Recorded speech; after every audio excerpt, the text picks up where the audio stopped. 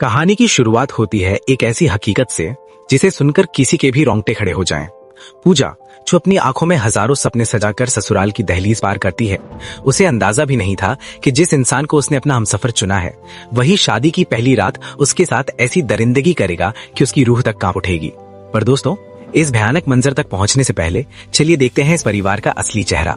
शुरुआत में हमें कमलेश नाम की एक औरत दिखाई जाती है, जो इस घर की बड़ी बहू है। वो एक सुलझी हुई और जिम्मेदार हाउसवाइफ है जो पूरे घर को संभालती है।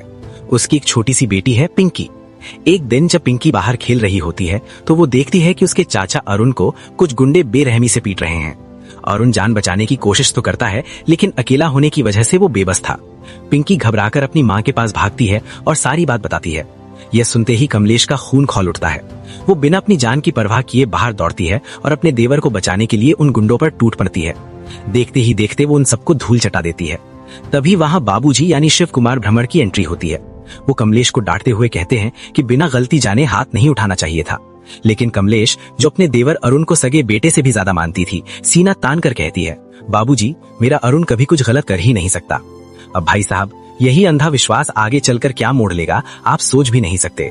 कहानी अब कुछ महीने आगे बढ़ती है। पूरा परिवार अरुण के लिए लड़की देखने जा रहा है। रास्ते में सास और बहू के बीच बातें हो रही हैं कि लड़की कैसी होगी। सास कहती है कि अगर भजन कीर्तन वाली संस्कारी लड़की हुई तो आज ही शगुन पक्का कर देंगे। दूसरी तरफ हमें पूजा की झलक दिखाई जाती है। पूजा कोई दबी कुचली लड़की नहीं थी। उसने इंग्लिश लिटरेचर में ग्रेजुएशन किया था और वो आज के जमाने की एक पढ़ी लिखी और खुले विचारों वाली लड़की थी। जब अरुण का परिवार पूजा के घर पहुंचता है तो माहौल थोड़ा अजीब हो जाता है। पुराने रिवाजों के मुताबिक वे पूजा से कोई गाना सुनाने को कहते हैं। अब पूजा ठहरी मॉडर्न ख्याल की लड़की। उसने कोई भजन छेड़ने के बजाय सबके सामने एक इंग्लिश सॉन्ग गा दिया। भाई साहब, घर वालों के तो चेहरे ही देखने लायक थे।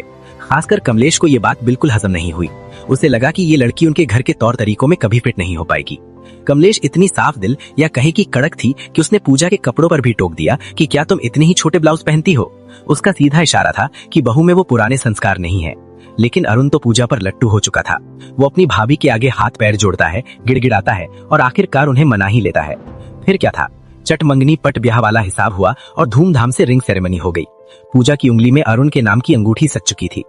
कहानी में ट्विस्ट तब आता है जब कुछ दिनों बाद कमलेश और उसकी सास ऑटो से कहीं जा रही होती हैं। रास्ते में एक बहुत बड़ा जाम लगा था।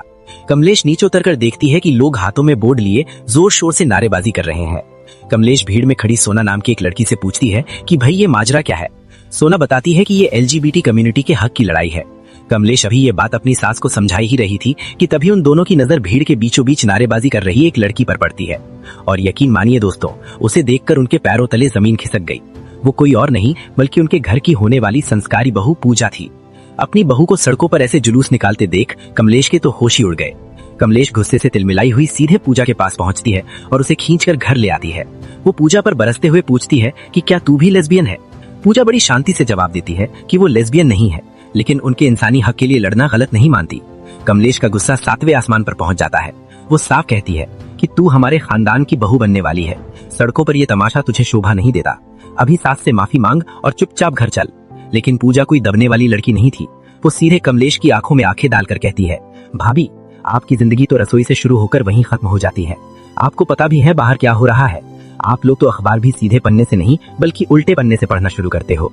पूजा साफ कर देती है कि उसने कोई गुनाह नहीं किया और वो माफी नहीं मांगेगी। ये बात कमलेश के ईगो पर लग जाती है। वो सरेआम पूजा के हाथ से सगाई की अंगूठी खींचकर निकाल लेती है और रिश्ता तोड़कर वहां से चली जाती है। पर कहानी में मोड़ तब आता है जब कमलेश घर पहुंचती है। उसका पति विनय और बाकी घर वाले उसी पर भड़क जाते हैं। विनय उसे कहता है कि ये कोई इतनी बड़ी बात नहीं की, जाकर सब ठीक करो। कमलेश अपने उसूलों की पक्की थी। वो कहती है कि चाहे भगवान जमीन पर आ जाएं, मैं माफी नहीं मांगूंगी। लेकिन जब उसका प्यारा देवर अरुण भाभी भाभी कहकर उसके सामने हाथ जोड़ता है तो उसका दिल पिघल जाता है। कुछ समय बाद पूजा खुद चलकर उनके घर आती है। कमलेश, जो अब तक गुस्से में थी, बड़े दिल का सबूत देती है और पूजा से माफी मांग लेती है। वो बहुत सादगी से कहती है कि उसे बाहरी दुनिया का ज्यादा अंदाजा नहीं है। उसने अपनी पूरी जिंदगी बस घर को संभालने और घर वालों की सेवा करने में बिता दी है। देखा जाए तो यहाँ दो अलग अलग सोच की औरतों का आमना सामना था, जहाँ एक तरफ आजाद ख्यालात थे और दूसरी तरफ घर की जिम्मेदारी। पूजा भी अपनी गलती मान लेती है और दोनों परिवार एक बार फिर गले मिल जाते हैं। शादी की तारीख पक्की होती है और घर में खुशियों का माहौल छा जाता है। लेकिन जिस दिन शादी थी उसी दिन पूजा की तबीयत बहुत खराब हो गई। उसे तेज बुखार था और शरीर दर्द से टूट रहा था। उसकी दोस्त सोना उसे दबा देती है और पूजा उसी हालत में 7 फेरे लेकर अरुण की पत्नी बन जाती है। शादी की रस्में पूरी होने के बाद वो रात आती है जिसे हर लड़की अपनी जिंदगी की सबसे खूबसूरत शुरुआत मानती है, सुहाग रात। अरुण कमरे में आता है और कुछ फॉर्मल बातों के बाद पूजा के करीब जाने लगता है। पूजा, जो बीमारी की वजह से बेहाल थी, बड़े ही साफ लफ्जों में कहती है, अरुण, मेरी तबीयत बहुत खराब है, मुझे तेज बुखार है, प्लीज आज कुछ मत करो। लेकिन दोस्तों, अरुण के सिर पर तो पति होने का ऐसा गुरूर सवार था कि उसे पूजा का दर्द दिखाई ही नहीं दिया। पूजा रोती रही, मिन्नतें करती रही और बार बार मना करती रही, लेकिन अरुण ने अपनी मर्दानगी के नशे में उसकी एक न सुनी और उसके साथ जबरदस्ती की। पूजा के वो सारे हसीन सपने उसी बिस्तर पर जख्मी होकर रह गए। जब सुबह हुई तो पूजा की आंखों में सिर्फ आंसू और दिल में गहरा सदमा था। वो बस बिलख बिलख कर रो रही थी। हैरानी की बात तो यह है कि अरुण को अपनी गलती का कोई एहसास नहीं था। वो उसे बड़े हक से समझाता है, अरे मैं तुम्हारा पति हूँ और ये तो मेरा हक है, शादी के बाद तो ये सब नॉर्मल है। ये सुनकर पूजा का सब्र टूट जाता है। वो अरुण की आंखों में आंखें डालकर एक ऐसा शब्द कहती है जिसे सुनकर अरुण सन रह जाता है, हक नहीं, तूने मेरा रेप किया है। अपनी इस घिनौनी हरकत पर शर्मिंदा होने के बजाय अरुण का ईगो हर्ट हो जाता है।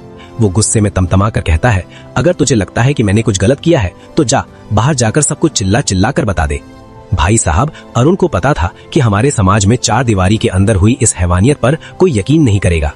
अरुण बड़ी बेरहमी से पूजा को कमरे से बाहर धकेल देता है।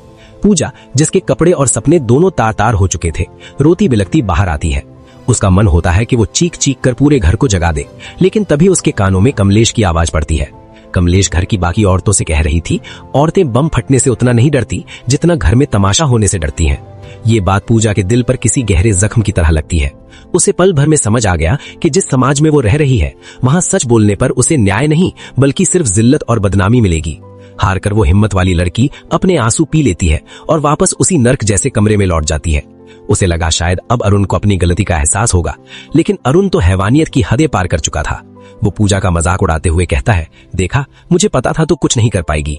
और अपनी मर्दानगी का भद्दा प्रदर्शन करने के लिए वो उस रात दूसरी बार पूजा के साथ जबरदस्ती करता है। पूजा बस एक जिंदा लाश बनकर उस बिस्तर पर पड़ी रह जाती है। अगली सुबह जब कमलेश पूजा को छत पर गुमसुम देखती है तो उसे कुछ गड़बड़ लगती है।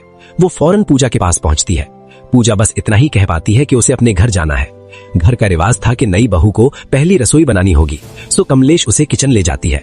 काम खत्म होते ही कमलेश समझ जाती है कि पूजा का मन यहाँ नहीं लग रहा, इसलिए वो खुद अपनी स्कूटी पर बिठाकर उसे मायके छोड़ाती है। घर पहुंचते ही पूजा अपनी माँ के गले लगकर फूट फूट कर रो पड़ती है और उस काली रात की सारी सच्चाई उगल देती है। उसे लगा था कि माँ तो उसका दर्द समझेगी, लेकिन माँ का जवाब सुनकर पूजा के पैरों तले जमीन खिसक गई। उसकी माँ ने बड़े आराम से कह दिया, अरे बेटा, ये जबरदस्ती जैसा कुछ नहीं होता। पति पत्नी के बीच तो ये सब चलता रहता है। अगर ये नहीं करोगी तो खानदान का वंश कैसे आगे बढ़ेगा। अपनी माँ की ये छोटी और घटिया सोच देखकर पूजा पूरी तरह टूट जाती है। उसे एहसास होता है कि इस लड़ाई में वो बिल्कुल अकेली है। पूजा की माँ ने तो हद ही कर दी। बेटी का दर्द समझने के बजाय उसे समाज की दुहाई देने लगी।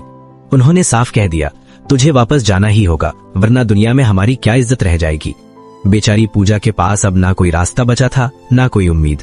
वो भारी मन से कमलेश के साथ वापस अपने ससुराल की तरफ चल देती है, लेकिन रास्ते में पूजा का सब्र जवाब दे जाता है। वो वॉशरूम जाने का बहाना बनाती है और वहां से चुपचाप भाग निकलती है। पूजा के गायब होते ही घर में कोहराम मच जाता है। कमलेश उसे पागलों की तरह हर जगह ढूंढती है और आखिर में वो पूजा की दोस्त सोना की एनजीओ पहुंचती है। सोना को भी नहीं पता था कि पूजा कहाँ है, पर वो उसे ढूंढने का वादा करती है। जल्द ही सोना को पता चलता है कि पूजा एक सुनसान पार्क में बैठी है। वो वहां पहुंचती है और पूजा को समझाने की कोशिश करती है, पर पूजा खौफ और शर्म की वजह से कुछ नहीं बोल पाती। तभी वहां कमलेश भी पहुंच जाती है। वो पूजा पर बरसते हुए पूछती है, आखिर तुम चाहती क्या हो? इस तरह घर छोड़कर कब तक भागती रहोगी? तब पूजा अपनी सारी हिम्मत जुटाती है और वो कड़वा सा चुगल देती है, भाभी, अरुण ने मेरा रेप किया है। ये सुनते ही कमलेश का खून खौल उठता है और वो बिना सोचे समझे पूजा को एक थप्पड़ जड़ देती है। कमलेश चिल्लाकर कहती है, मेरा अरुण ऐसा कर ही नहीं सकता, और पति पत्नी के बीच रेप कैसा? पूजा उसे आईना दिखाते हुए कहती है कि उसकी मर्जी के बिना की गई जबरदस्ती रेप ही है। खैर, कमलेश पूजा को लेकर वापस घर आती है। पूजा चुप तो हो गई, लेकिन उसके कहे एक एक शब्द कमलेश के दिल में कांटे की तरह चुभ रहे थे। भाई साहब, अब कमलेश के मन में शक का बीज बोया जा चुका था। इसी बीच घर वाले पूजा और अरुण को हनीमून पर भेज देते हैं। वहां पूजा अरुण से हाथ जोड़कर गिड़गिड़ाती है, अरुण, जो हुआ उसे भूल जाते हैं। क्या हम पहले अच्छे दोस्त बनकर नई शुरुआत नहीं कर सकते? लेकिन उस दरिंदे अरुण पर तो हवस का भूत सवार था। वो पूजा की एक नहीं सुनता और फिर से उसे बिस्तर पर पटक कर उसके साथ जबरदस्ती करता है। हनीमून से लौटने के बाद पूजा की हालत एक जिंदा लाश जैसी हो गई थी। अरुण हर रात उस पर जुल्म करता है। एक रात जब पूजा ने बचने के लिए झूठ बोला कि उसे पीरियड्स है, तो अरुण ने नीचता की सारी हदें पार कर दी। वो बोला, दिखाओ सच बोल रही हो या नहीं। बेचारी पूजा के पास कोई रास्ता नहीं बचा तो उसने ब्लेड से खुद को जख्मी कर लिया ताकि अरुण को यकीन हो जाए। अगले दिन पूजा की हालत बिगड़ने पर उसे अस्पताल में भर्ती कराया गया। अरुण ने घर वालों से झूठ बोला कि उसे कोई लेडीज प्रॉब्लम हो गई है, लेकिन कमलेश अब और धोखे में नहीं रहना चाहती थी। वो सीधे डॉक्टर के केबिन में घुस जाती है और साफ साफ सच पूछती है। डॉक्टर जैसे ही कमलेश को सच बताती है, उसके पैरों तले जमीन खिसक जाती है। डॉक्टर साफ कहती है कि ये कोई लेडीज प्रॉब्लम नहीं है, बल्कि पूजा ने खुद अपने प्राइवेट पार्ट पर ब्लेड से कट लगाया है। भाई साहब, ये सुनकर किसी का भी कलेजा मुंह को आ जाए।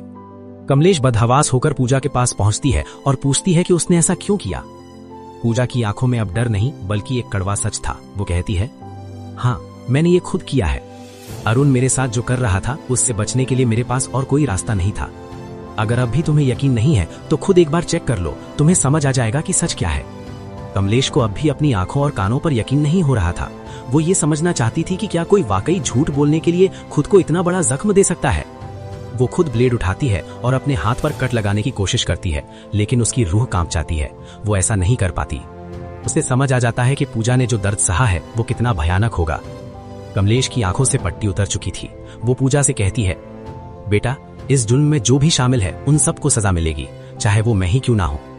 कुछ देर बाद जब अरुण अस्पताल पहुंचता है तो उसे पता चलता है कि पूजा को डिस्चार्ज कर दिया गया है। वो बेशर्मी की हदें पार करते हुए डॉक्टर से पूछता है कि वो अपनी बीवी के साथ वापस कब रिलेशन बना सकता है। डॉक्टर को जब पता चलता है कि ये पूजा का पति है तो उसका गुस्सा फूट पड़ता है। वो उसे खरी खोटी सुनाते हुए कहती है, तुम्हारी दरिंदगी की वजह से तुम्हारी बीवी मौत के मुंह से लौटी है और तुम्हें अभी भी बस अपनी हवस की पड़ी है। वो गार्ड को बुलाकर अरुण को धक्के मारकर बाहर निकलवा देती है। पहली बार अरुण के चेहरे पर शिकन आती है। उसे शायद अब यह एहसास होने लगा था कि उसके इस पागलपन की वजह से पूजा अपनी जान भी दे सकती थी। समाज और परिवार से अपना बहिष्कार होते देख अरुण का सारा मर्दानगी का भूत उतर जाता है। वो फूट फूट कर रोने लगता है और पूजा के पैरों में गिरकर माफी मांगता है।